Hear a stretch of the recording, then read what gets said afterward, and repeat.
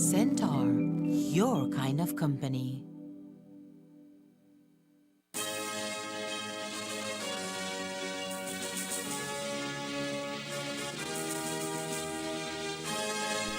Tonight on CTV3 News, Minister of Foreign Affairs clarifies that there are no obstacles for Belizeans to visit the Holy Land.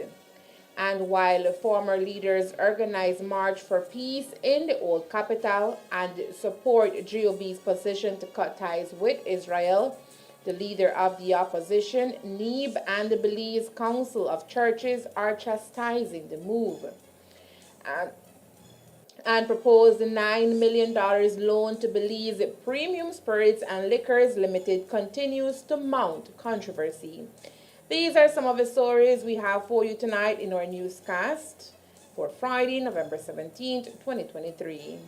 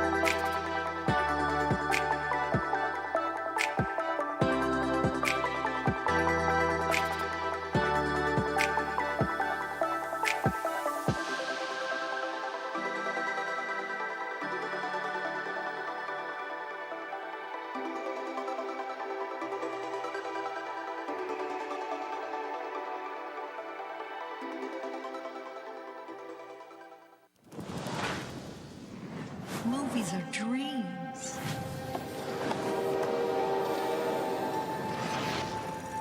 That you never forget. The lights change how everything looks. It's hard to find our house. Ours is the dark house with no lights. In this family, it's the scientists versus the artists. What kind of movie are we gonna make?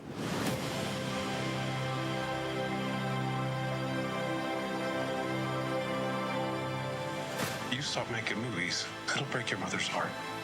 I don't know what to do anymore. You do what your heart says you have to.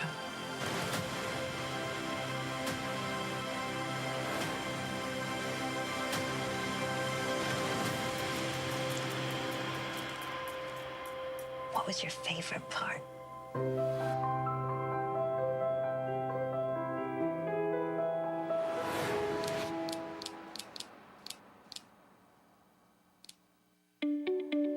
Centaur, your kind of company.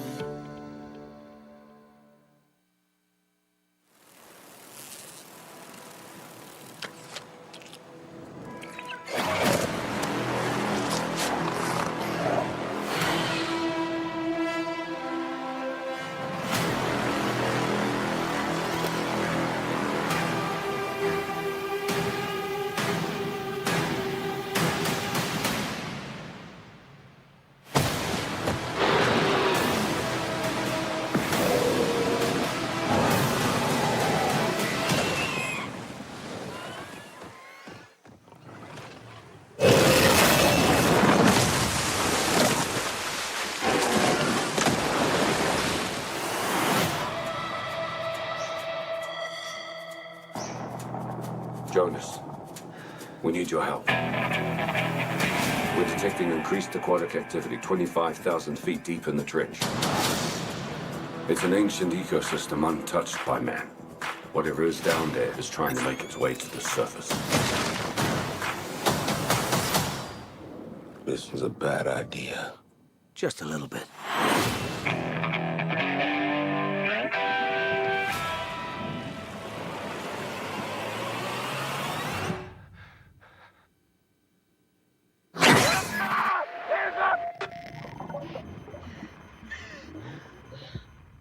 Jonas, we've got company.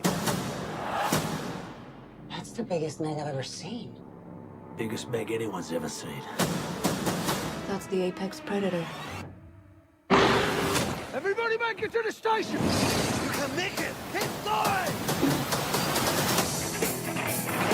3 massive megs and who knows what else have escaped the breach. I just hope it goes better than last time.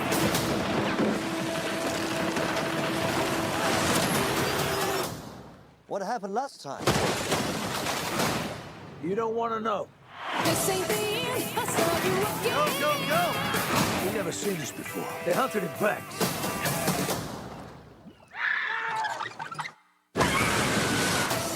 We can relax. This place, Meg-proof. I mean, Jonas was always afraid of this, but I was also thinking...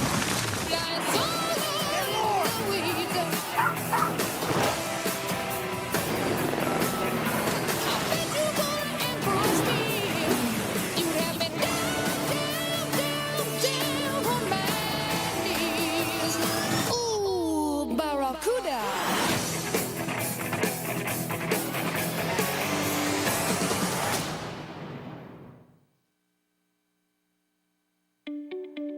Centaur, your kind of company.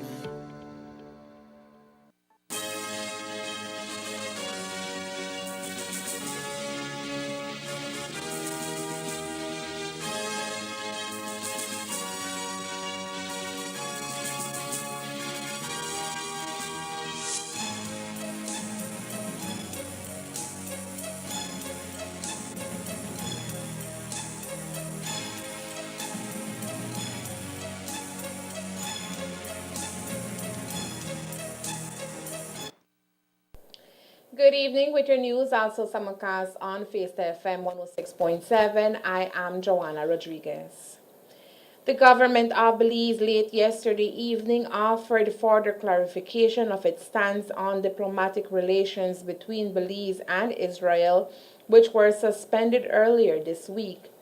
It clarified that there are no obstacles to Belizeans visiting the Holy Land as claimed by the Belize Council of Churches, as no visa is required. As for Belizeans in Israel, an unnamed friendly third country has arranged on Belize's behalf to render aid and assistance where needed. On the question of dialogue, the government said it has communicated to Israel by diplomatic note, to which there has been no response by Israel. The government further says it is pleased to observe that the BCC believes that a two-state solution remains the best option in the long term, where peoples are respected and the cultures are promoted and preserved. As for the National Evangelical Association of Belize, NEB, the government said it was false that it had never condemned Hamas's action of October 7, 2023, referring to comments by Prime Minister John Briceño at the October 13th meeting of the House of Representatives and by Foreign Minister Eamon Courtney at the October 26th meeting of the Senate. Today, Minister of Foreign Affairs, Foreign Trade and Immigration Eamon Courtney spoke on GOB's response to both religious entities. Whilst we respect these organizations' right to present their statements, we think, first of all, it would have been better if we had been consulted so that we could have corrected the inaccuracies in their statement. For example, Belizeans continue to be free to travel to Israel, and we have made arrangements with a friendly country in the event any Belizean gets into trouble there. There is no visa requirement to go to Israel, so any Belizean who wants to go to the Holy Land can do so freely.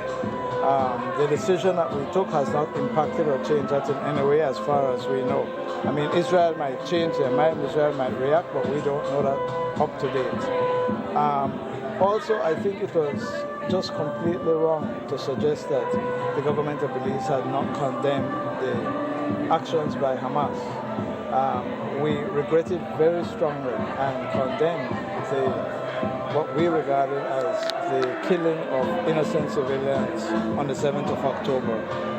However, what we have said is that the response by Israel is not only illegal, it is not only contrary to international law and international humanitarian law, it is disproportionate, it amounts to genocide, and we condemn that in the strongest way. And we have made that very clear to Israel. Sir, is it somewhat disappointing to see the stance that the churches took? Well, they're coming at it from a different perspective. They're coming at it primarily from a religious perspective, and we respect that. And we appreciate their support, at least the Council of Churches' support for a two-state solution, to pray for peace. That is very important. But most importantly, the issue, I would say, is that they should have consulted with us first, and they could have made, in my view, a more informed statement. But let me underline this. With both of those entities, the government of Belize has a very good and constructive relationship, and we will just continue to build on it. But despite government's clarification, NEB believes that GOB should restore its relations with Israel. I think that that's what we feel strongly against, breaking up relations with Israel. Israel has been an ally. Israel is a key player in many ways. And for the church, Israel is a key player because out of Judaism came Christianity. So I am saying that it went too far. A total break of diplomats and sending back diplomats from Israel is a bridge too far. I am saying that the government, although they have gone ahead and do it, need to reconsider and need to decide, well, we went too far, we are backing down. We want to see a peace deal arrived at, but we don't want to continue this break of relationship. We want restoration of the relationship between Belize and Israel to resume. In contrast, in the release yesterday, government notes neither church organization offered any condemnation of the actions against residents of Gaza, including the killing of more than 11,000 civilians and internal displacement of more than 1 million more, nor the cutting off of necessities and destruction of key infrastructure. Today, NEB's Vice President, Pastor Lance Lewis, told the media that in their point of view, Israel has a right to act the way it is. Israel has the right to do what they are doing. They were attacked. Their citizens, their people from their Israelis were killed in a most gruesome way. They have the right. Belize also has the right, if attacked, to retaliate, although we might not have the firepower, again, depending on who, but nobody around here is as small army as compared to Belize. So it'd be hard for Belize to retaliate, but Belize has the right to retaliate if attacked. Israel certainly has the right to defend its citizens. Israel certainly has the right to attack. It's a biblical thing. Earlier in November, the U.S. State Department updated its travel advisories for U.S. citizens, which places Belize in Tier 2, encouraging visitors to exercise extreme caution while visiting the country. In the case of Belize City, it has been placed in a Tier 3 position, which advises visitors to reconsider their travel plans if they are thinking of visiting the old capital. While crime is noted as the main contributor of the advisory, the media questioned Foreign Minister Eamon Courtney today about the possibility that the U.S. issued travel advisories against Belize is a direct result of government's decision to take diplomatic action against Israel. I'm confident that it doesn't. I had a meeting this morning with the U.S. ambassador to discuss that and other issues. We shared with her the statistics from the Belize Police Department, which shows that crime across Belize, and specifically in Belize City, has gone down significantly thanks to the efforts of the Belize Police Department. And therefore we said to her that we were very disappointed that they would issue the advisory that they did. We agreed to share information and to go forward in the future and to ensure that the accurate data is taken into account prior to making any assessment. But to your question, there is absolutely no correlation between our position on the Israel-Gaza war and the travel advisory that was issued by the Americans, and I think you should confirm that with the U.S. ambassador. What do you U.S. Ambassador to Belize, Her Excellency Michelle Kwan, today also confirmed that the travel advisory is a separate and independent matter from any issue relating to diplomatic decisions by Belize. The travel advisory, there is no substantive change to the travel advisory. It updates every 6 months. And it has nothing to do with Israel and Belize's position at all? No, it's a separate assessment. The manhunt continues tonight for 2 men from the Cayo district remanded on separate charges of rape and murder who escaped yesterday afternoon from prison. Brian Jerry Castillo and William Carabantes were on their way back from court appearances in Belmopan to the central prison at Hattieville when they made a break for it near Cotton Tree. Castillo, 30, originally from Benqueviejo, is charged with the murder of his common-law wife and daughter in 2021 and was the subject of a cross-border manhunt. Police described him as extremely dangerous. Carabantes, 38, from the San Martin area of Belmopan, is remanded for a rape charge. If you have seen or know where they are, immediately contact 922 or the nearest police station. Today, 19 U.S. Peace Corps volunteers were officially sworn in after completing 3 months of intensive training here in Belize. The volunteers were trained in Belizean culture, language, and local curriculum and will now start a 2-year program to work with Belizean youths through sports. The Peace Corps volunteers will be working along with the Ministry of Youth and Sports to empower Belizean students in both the primary and high school levels. The graduation ceremony today saw the participation of government leaders, including ministers of education and sports, as well as Belize's Governor General Dame Froila Zalam. We bring volunteers from the U.S. who will serve for 2 years in country. But the first 3 months that they're here, they go through training, and they have to pass language and cultural integration and technical things before we allow them to be sworn in. And then they're officially sworn in, and they become Peace Corps volunteers, and we send them out to communities to stay for 2 years. So today we swore in 19 volunteers, and they will be working with the National Sports Council on Youth Empowered by Sports. Peace Corps volunteers have been in Belize for several decades, marking one of the longest-standing partnerships with the program across the world. So the U.S. Peace Corps was an idea that came from President Kennedy. And so back in 1961, he crafted the beginning of this new agency. And the design of the agency was for ordinary American citizens to go out into the world and serve. And Belize has one of the longest serving programs in the world. We've been here over 60 years. Sometimes you see us more, we're out more in the open. Sometimes we're kind of quiet, but we've been here. We've never left. Only for the COVID evacuation, we brought all volunteers home, but we are now back. And we are in schools. We're often in rural communities. You know our volunteers. They ride their bikes through the community. They live in the community. They live with host families. They speak the local language. You heard today our volunteers in Spanish and Creole.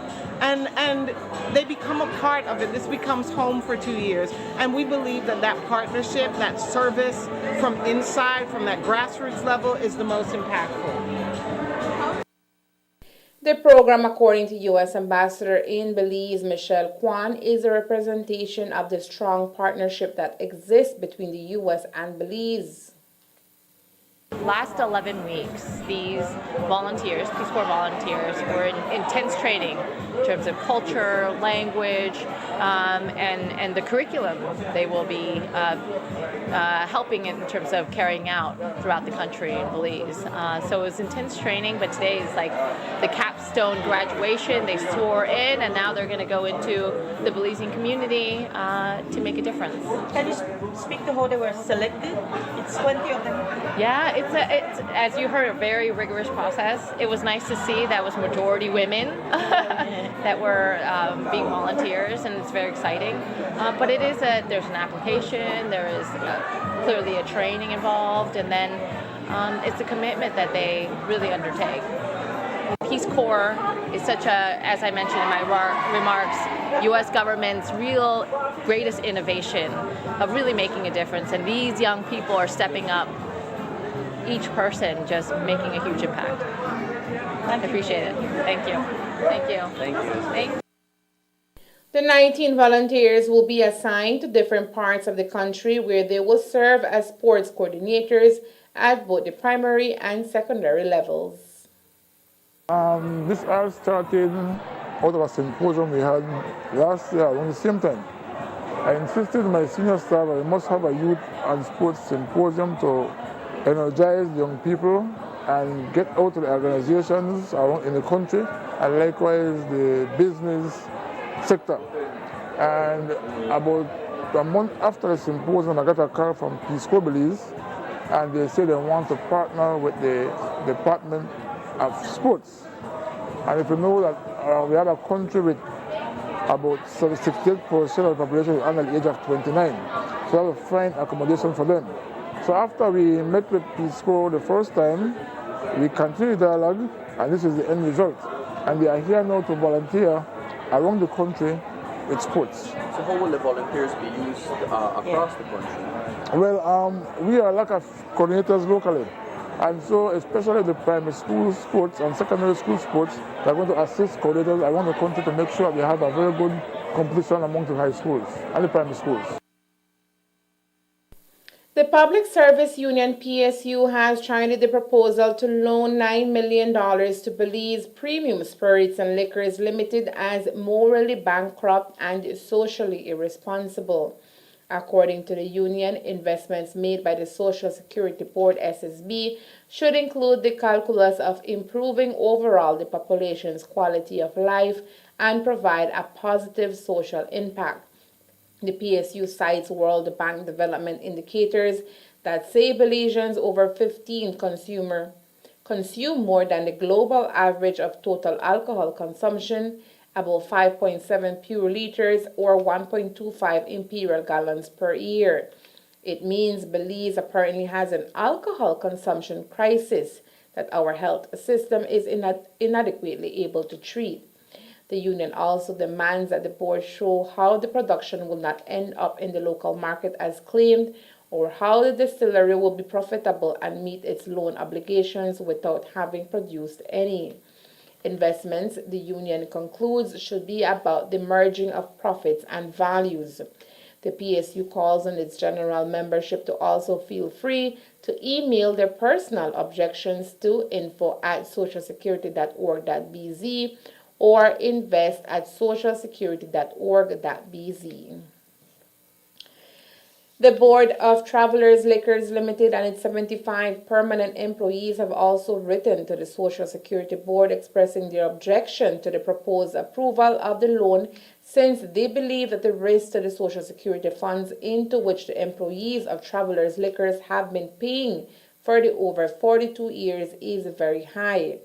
Travelers states that over 15 years they know that importers do not sign contracts to purchase liquid before having a sample and an idea of the price of the product. In the letter, Travelers outlines several barriers for export and states that these obstacles to export to Mexico would pressure the Belize Premium Spirits and Liquors Limited to sell locally, which would increase the oversaturated local rum supply, adding a fifth distillery to the market, with 3 of them being in the Orange Walk district. The business plan upon which the loan decision was made is a speculative one, which places at risk our Social Security funds, says the company. Coming up next, we'll tell you about the March for Peace scheduled in the Old Capital. Stay tuned.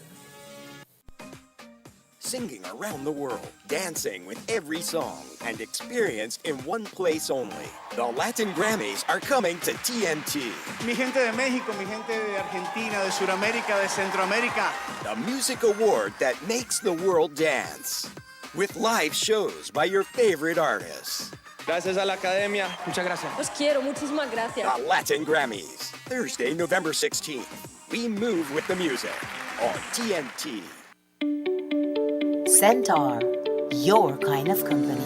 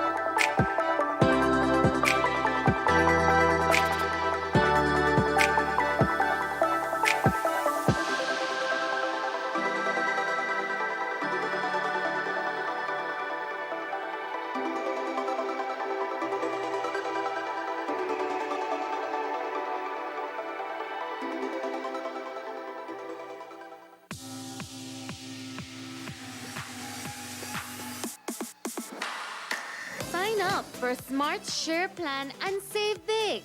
Whether you're a small entrepreneur starting up your business, a student on a limited budget, or a family trying to save, this is the plan for you. With unlimited SMS, calls, and data, we help you save. Get up to 5 lines for as low as $30 per line monthly, only with Smart. Sign up today at any Smart showroom or sales manager countrywide. So get your business going, share more memories with friends, and be ready for the day with Smart. On Thursday, we told you about the release by former Prime Minister Said Musa and Dean Barrow, along with former Foreign Ministers Assad Shoman and Godfrey Smith, in support of the government's decision to take diplomatic action against Israel. The more than 11,000 civilian deaths in Gaza have prompted the former leaders to organize a march for peace in Palestine in Belize City on Wednesday. Foreign Minister Eamon Courtney today invited all Belizeans who disagree with what is happening in Gaza to join the peace march. Well, there is nothing about that I can say publicly. It wouldn't be diplomatic. And then, sir, your thoughts on the Walk for Palestine protest that is scheduled for next week?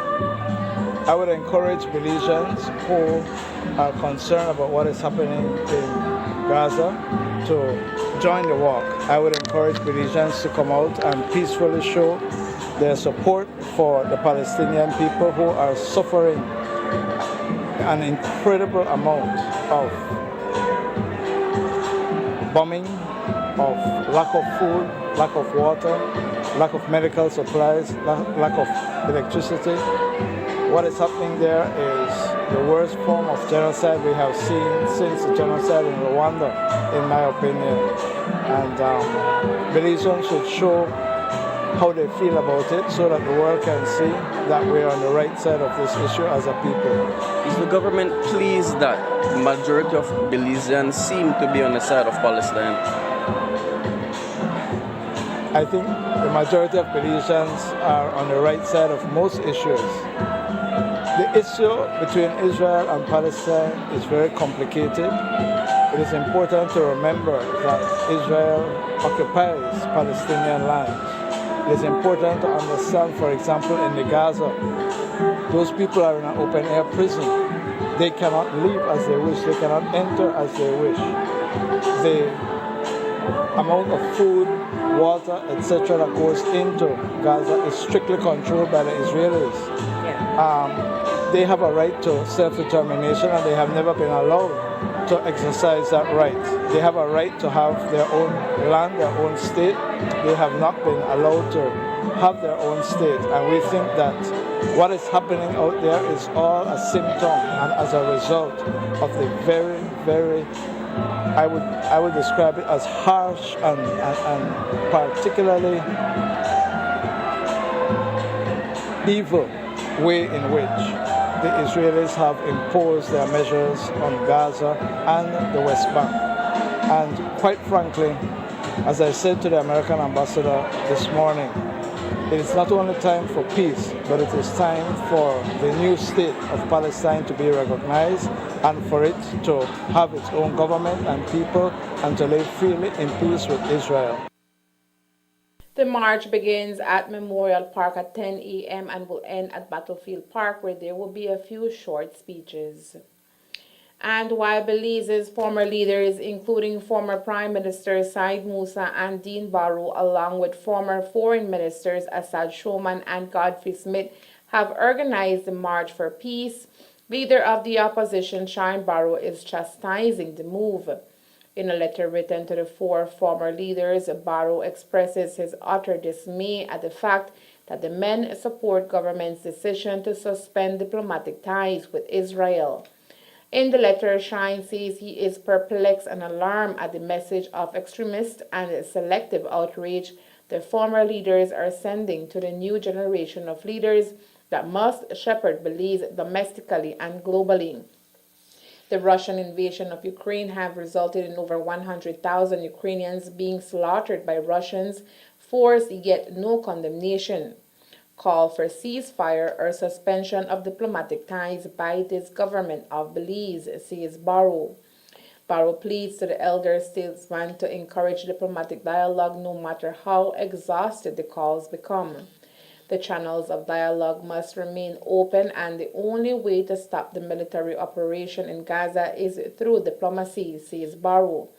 According to Barrow, he has appealed to the unity government in Israel to allow unimpeded humanitarian relief in Gaza and conclude their military operations, and asked Hamas to release the hostages and renounce terrorism as their means to establishing a viable Palestinian state.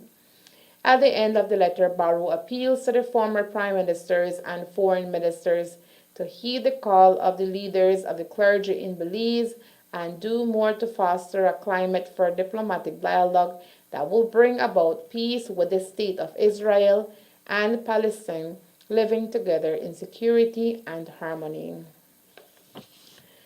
Consultations on behalf of the People's Constitution Commission continue across the country. As you may already know, recommendations are being taken by the Commission with the intention of handing them over to GOB. That will be created the path for the possible amendment of Belize's constitution. One sector that will be consulted on these changes is the LGBTQ community. Today, Caleb Orozco, who for decades has been the face of gay rights in Belize, spoke to us about the opportunity given to LGBTQI community. I'm the main representative for LGBT populations in the country.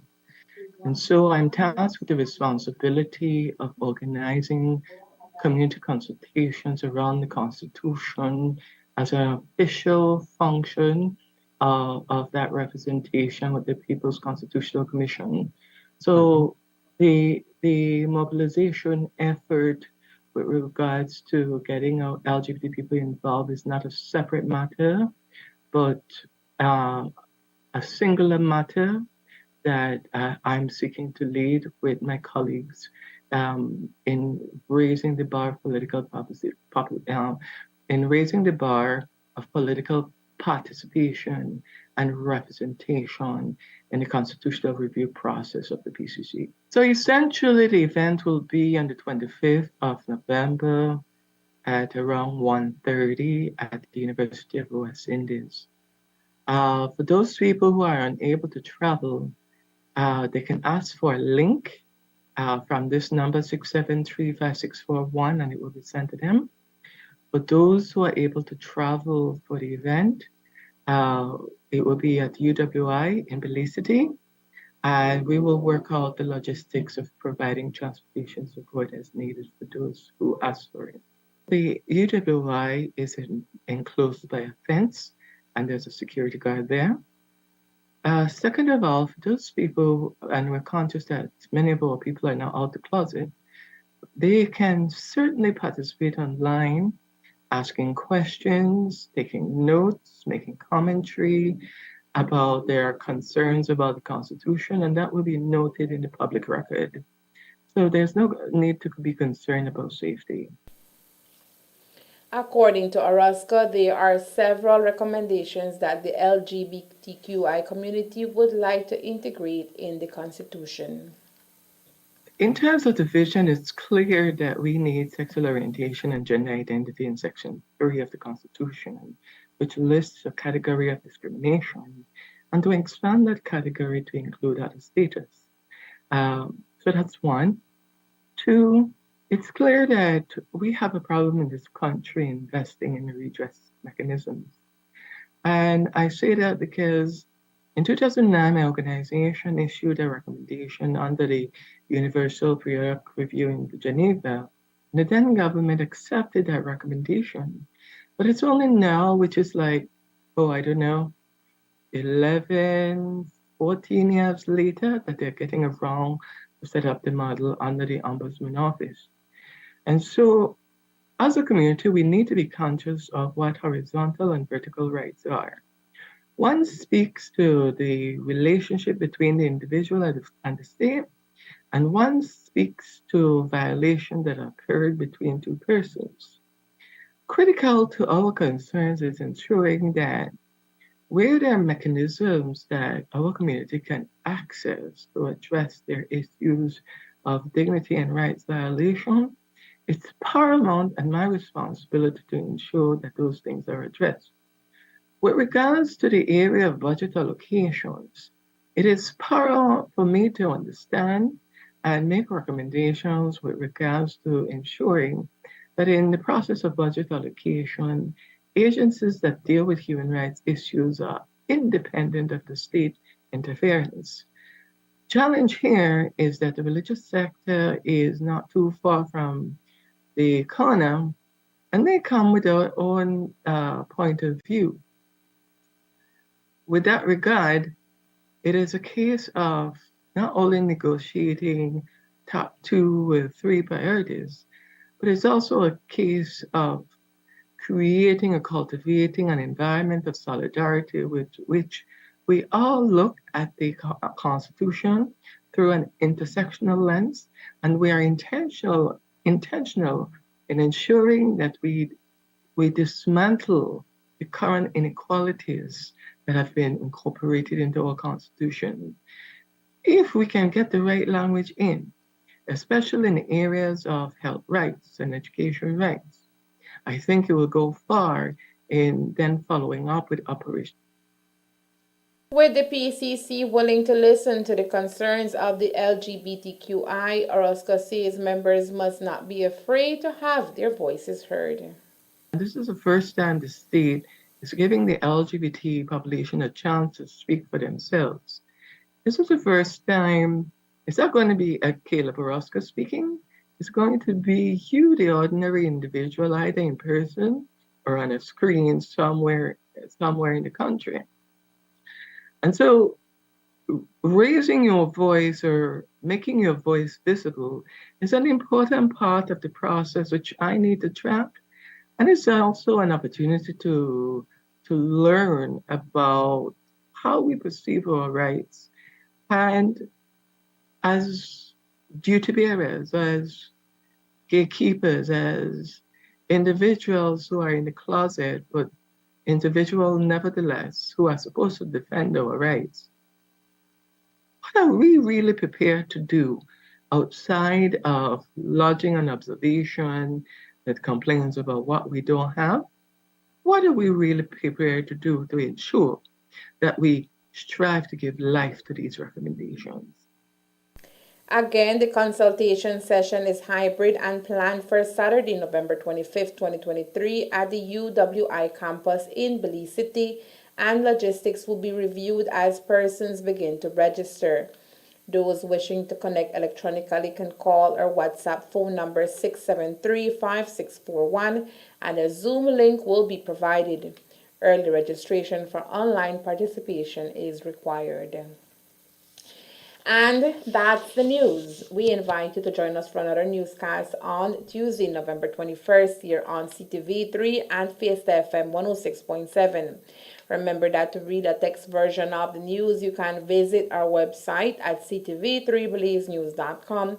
You can also log on to our Facebook page for current stories at facebook.com/ctv3belizenews or our YouTube channel at CTV3NewsBZ.